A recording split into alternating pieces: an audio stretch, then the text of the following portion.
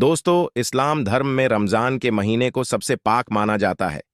यह महीना चांद को देखकर निर्धारित किया जाता है।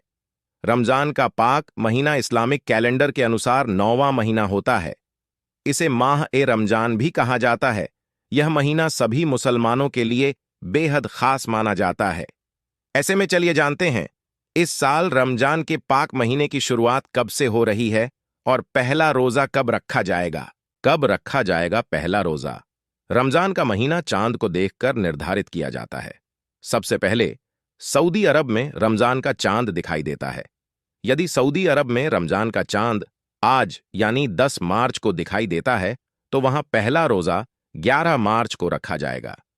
वहीं भारत और पाकिस्तान में रमजान का चांद सऊदी अरब के चांद के एक दिन बाद दिखता है। इसलिए इन देशों में रमजान के रोजे की शुरुआत सऊदी अरब के एक दिन बाद से होती है।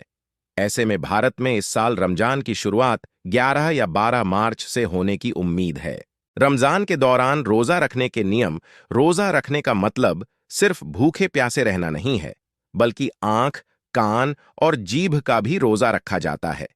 यानी इस दौरान न बुरा देखें, न बुरा सुने और न ही किसी को बुरा कहें।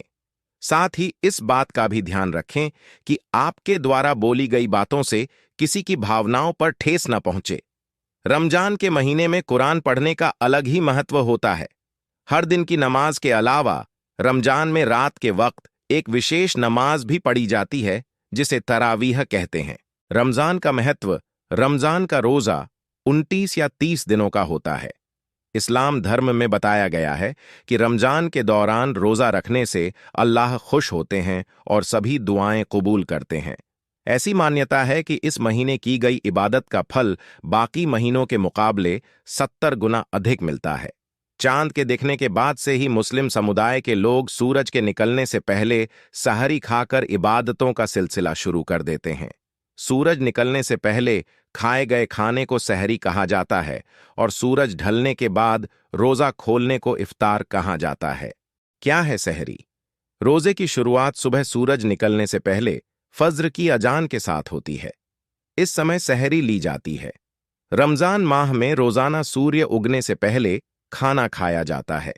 इसे सहरी नाम से जाना जाता है। सहरी करने का समय पहले से ही निर्धारित कर दिया जाता है। सभी मुस्लिम लोगों को रोजा रखना अनिवार्य माना जाता है, लेकिन बच्चों और शारीरिक रूप से अस्वस्थ लोगों को रोजा रखने के लिए छूट दी गई है। क्या है इफ्तार?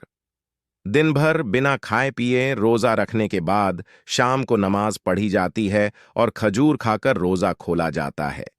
ये शाम को सूरज ढलने पर, मगरिब की अजान होने पर खोला जाता है। इसी को इफ्तार नाम से जाना जाता है। इसके बाद से सुबह सहरी से पहले व्यक्ति कुछ भी खा पी सकता है। दोस्तों, आपको यह वीडियो पसंद आया हो तो हमारे चैनल को लाइक और सब्सक्राइब करना न भूलें।